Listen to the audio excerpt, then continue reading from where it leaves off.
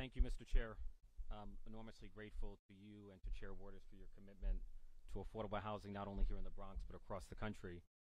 It's been 25 years since the United States Congress has held a hearing in the Bronx, and it is the first time we've done so on the subject of housing. It is long overdue.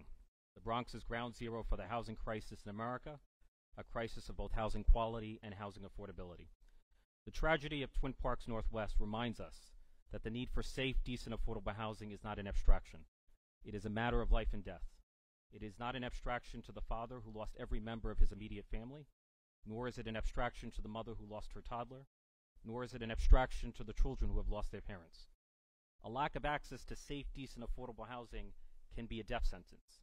It can be a fire trap imposed by a federal government whose housing disinvestment is so cruel and callous that it puts poor people of color at grave risk of losing everything, their lives, their loved ones, and their homes, from a catastrophic fire.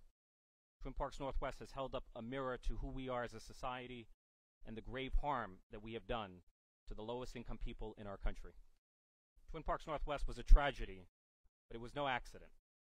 It is no accident that New York City's 4 deadliest fires in the past 3 decades have all been here in the Bronx. From Happy Land to Woody Crest to Prospect to Twin Parks Northwest. Most of the people who died in these fires were immigrants. Garifuna immigrants from Central America and Ghanaian immigrants from Africa.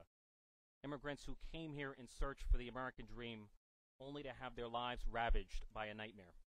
A nightmare made in America and made by decades of deliberate disinvestment from communities like the South Bronx. Enough is enough.